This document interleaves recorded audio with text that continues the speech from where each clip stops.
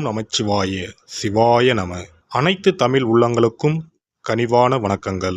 நிகழும் மங்களகரமான குரோதி ஆண்டு சித்திரை மாதம் 18ஆம் நாள் புதன்கிழமை அன்று சித்தயோகம் கூடிய நன்னாளில் இந்த மகத்தான மே மாதம் பிறக்கின்றது. இம்மாத கிரகநிலை என எடுத்துக்கொண்டால் மேசத்தில் சூரியனும் சுக்கிரனும் இணைவில் உள்ளனர். ரிஷபத்தில் குரு பகவானும், கன்னி ராசியில் கேது பகவானும், சந்திர பகவான் மாத தொடக்கத்தில் மகர ராசியிலும், கும்பராசியில் சனி பகவானும், மீன ராசியில் ராகு பகவான், செவ்வாய் பகவான், புதன் பகவான் சஞ்சாரம் செய்கின்றனர். இம்மாத கிரக பெயர்ச்சி என எடுத்துக்கொண்டால் புதன் பகவான் மே மாதம் 10ஆம் தேதி மீனராசியில் இருந்து மேசராசிக்கும், சூரிய பகவான் மே மாதம் 14ஆம் தேதி மேசராசியில் இருந்து ரிஷபராசிக்கும், சுக்கிர பகவான் மே மாதம் 19ஆம் தேதி மேசராசியில் இருந்து ரிஷபராசிக்கும் பெயர்ச்சி அடைகின்றனர். இந்த கிரக சஞ்சார அமைப்பினால் இம்மாதம் உங்கள் வாழ்வில் ஏற்படக்கூடிய சுப மற்றும் அசுப பலன்கள் என்ன என்பதனையும், அசுப பலன்கள் ஏற்படுமாயின் ராசிக்காரர்கள் செய்ய வேண்டிய பரிகாரம் என்ன, வணங்க வேண்டிய தெய்வம் யார் என்பதனை பற்றியும் காண்போம். சித்திரை மாதத்தின் பிற்பகுதியும் வைகாசி மாதத்தின் முற்பகுதியும் இணைந்ததுதான் இந்த மகத்தான மே மாதம். உழைப்பின் அடையாளமாக விளங்கும் இம்மாதத்தின் முதல் தேதியிலேயே குரு பகவான் பெயர்ச்சி அமைவது மிக சிறப்பான அம்சமாகும்.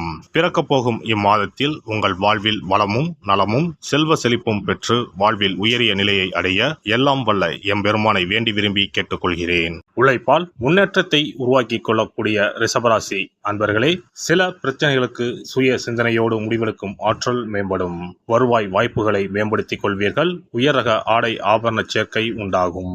உடல் பலத்தை காட்டிலும் மனோபலம் அதிகரிக்கும். பண வருமானம் அதிகரிக்கும். இடையில் விட்ட சில பணிகளை முடிப்பதற்கான வாய்ப்புகள் ஏற்படும். நேர்முக மறைமுக எதிர்ப்புகளை அறிந்து வெற்றி கொள்வீர்கள். சேமிப்பு மற்றும் முதலீடு தொடர்பான எண்ணங்கள் மேம்படும்.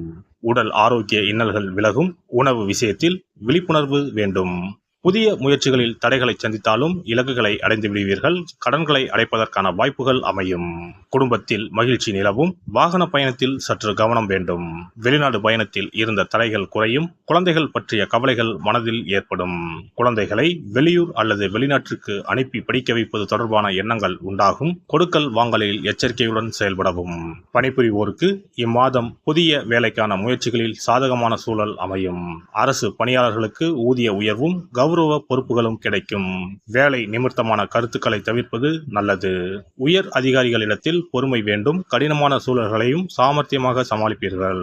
பணிபுரியும் இடத்தில் சில மாற்றமான வாய்ப்புகள் அமையும்.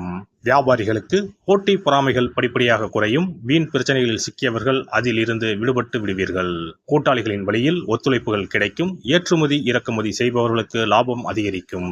வியாபார அபிவிருத்திக்கான வாய்ப்புகளில் கவனம் வேண்டும். விவசாயிகளுக்கு மகசூலில் ஓரளவு லாபம் கிடைக்கும். மாற்றுப்பயிர் விளைச்சலில் ஆலோசனை பெற்று முடிவெடுக்கவும். அரசு வழியில் இருந்த பிரச்சனைகளை நிதானமாக கையாண்டு வெற்றி கொள்ளவும். அரசியல்வாதிகளை பொறுத்தவரை அனுகூலமான பலன்கள் உண்டாகும். வெளிவட்டத்தில் மதிப்பு மரியாதை உயரும். முயற்சிக்கு உண்டான பாராட்டுகள் கிடைக்கும். சிலருக்கு புதிய பொறுப்புகள் கிடைக்கும். கட்சியில் உங்கள் செல்வாக்கு அதிகரிக்கும். தொண்டர்கள் உங்கள் பேச்சுகளுக்கு மதிப்பளித்து செயல்படுவார்கள். கலைஞர்களை பொறுத்தவரை புதிய ஒப்பந்தங்கள் சாதகமாக அமையும். சக கலைஞர்களும் புதிய வாய்ப்புகளை தேடித் தருவார்கள். ரசிகர்களின் எண்ணங்களை அறிந்து செயல்படவும். தொழில்நுட்ப ஒத்துழைப்பு கிடைக்கும். வழக்கு விவகாரம் சாதகமாக இருக்கும். அரசு வழியில் பாராட்டும் மதிப்பும் உயரும். பெண்களுக்கு சகோதர வழியில் அலைச்சல்கள் ஏற்படும். கணவர் வழி உறவினர்களின் மத்தியில் செல்வாக்கு உயரும். வேலைக்கு செல்பவர்களுக்கு முன்னேற்றம் ஏற்படும். குடும்பத்தினர் மத்தியில் செல்வாக்கு அதிகரிக்கும். இன்ப சுற்றுலாக்கள் சென்று வருவீர்கள். விலகிச் சென்றவர்கள் பற்றிய சிந்தனைகள் மேம்படும். விளையாட்டுப் போட்டிகளில் தனிப்பட்ட ஈடுபாடுகள் உண்டாகும். மாணவர்களுக்கு முயற்சிக்கேற்ப பலன் கிடைக்க பெறுவீர்கள். ஆசிரியர் அறிவுரையை ஏற்று நடப்பது நல்லது. மறதி தொடர்பான பிரச்சனைகள் தோன்றி மறையும். எதிலும் நேர்மறை சிந்தனைகளுடன் செயல்படவும். உயர்கல்வியில் எதிர்பார்த்த முடிவு கிடைக்கும். வெளி விளையாட்டுகளில் ஈடுபாடும் புதிய அனுபவமும் கிடைக்கும். விரும்பிய பாட பிரிவுகளிலும் சேர்வீர்கள். சனிக்கிழமை தோறும் அனுமனை வழிபட செயல்களில் இருக்கும் தடைகள் விலகி வெற்றி கிடைக்கும். இம்மாத துவக்கத்திலேயே குரு பெயர்ச்சி இருப்பதனால் உங்களுக்கு அருகில் உள்ள குரு பரிகார ஸ்தலங்களுக்கு சென்று குரு பகவானை வணங்கி வரலாம். குரு பகவான் திட்டை வசிஷ்டேஸ்வரர் ஆலயத்தில் சுவாமிக்கும் அம்பாளுக்கும் இடையில் ராஜகுருவாக எழுந்தருளி அருள்பாலித்து வருகிறார். இவருக்கு இந்த தலத்தில் ஆண்டுதோறும் குரு பெயர்ச்சி விழாவும் அதனையொட்டி லட்சார்ச்சனையும் குரு பரிகார ஹோமங்களும் சிறப்பாக நடைபெற்று வருகின்றன. இங்குள்ள குரு பகவானை வேண்டினால் கல்வி செல்வம், பொருள் செல்வம், குழந்தை செல்வம் உள்பட அனைத்து செல்வங்களும் எளிதில் கிட்டும். சிறப்பு பதிவு. இனி அக்ஷய திருதியை 2024 எப்போது, இந்த நாளில் எப்படி வழிபட்டால் தங்கம் சேர்ந்து கொண்டே இருக்கும் என்பதனை பற்றி காண்போம். அக்ஷய திருதியானது ஒவ்வொரு ஆண்டும் சித்திரை மாத வளர்பிறையில் வரும் திருதியை திதியில் கொண்டாடப்படுகிறது. 2024ஆம் ஆண்டில் மே மாதம் 10ஆம் தேதி வெள்ளிக்கிழமை வருகிறது. அன்று காலை 6:33 துவங்கி மே 11ஆம் தேதி காலை 4:56 வரை திருதியை திதி உள்ளது. மகாலட்சுமிக்கு மங்களகரமான வெள்ளிக்கிழமையில் இந்த ஆண்டு அட்சய திருதியை வருவதால் இது கூடுதல் சிறப்புடையதாகவும் அதிக முக்கியத்துவம் வாய்ந்த நாளாகவும் கருதப்படுகிறது. இந்த ஆண்டு அக்ஷய திருதியை அன்று அபுஜ முகூர்த்தம் இணைந்து வருகிறது. அன்றைய தினம் நாள் முழுவதும் அபுஜ முகூர்த்தம் உள்ளது. அபுஜ முகூர்த்தத்தில் எந்த காரியத்தை துவங்கினாலும் அது வெற்றி அடையும் என்பது நம்பிக்கை. அதனால்தான் இந்த நாளில் தங்கம் வாங்குவது மிகவும் மங்களகரமானதாக சொல்லப்படுகிறது.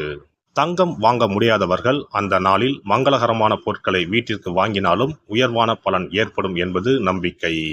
புராணங்களின்படி திருமாலின் அவதாரங்களில் ஒன்றான பரசுராமர் அவதாரம் செய்தது அட்சய திருதியை தினத்தில்தான் என்று சொல்லப்பட்டு வருகிறது. அதனால்தான் இந்த நாளில் பெருமாளை வழிபடுவது உயர்ந்த பலனை தரும் என சொல்லப்படுகிறது. அக்ஷய திருதியை அன்று அதிகாலையில் எழுந்து குளித்துவிட்டு சுத்தமான ஆடைகளை உடுத்த வேண்டும். பிறகு கோவிலுக்கு சென்றோ அல்லது வீட்டின் பூஜை அறையிலோ விளக்கேற்றி வழிபட வேண்டும். பிறகு மகாலட்சுமி தாயாரையும் பெருமாளையும் வழிபட வேண்டும். அவர்களுக்குரிய மந்திரங்களை சொல்லி பூஜை செய்ய வேண்டும். அன்றைய தினம் மகாலட்சுமிக்கு நைவேத்தியமாக பால் பாயாசம் செய்து படைப்பது மிகவும் விசேஷமானதாகும். அவ்வாறு செய்ய முடியாதவர்கள் எளிமையாக பால் மட்டும் காய்ச்சி வைத்தும் வழிபடலாம். அக்ஷய திருதியை என்பது வசந்த கால விழாவாக கொண்டாடப்படுவதாகும்.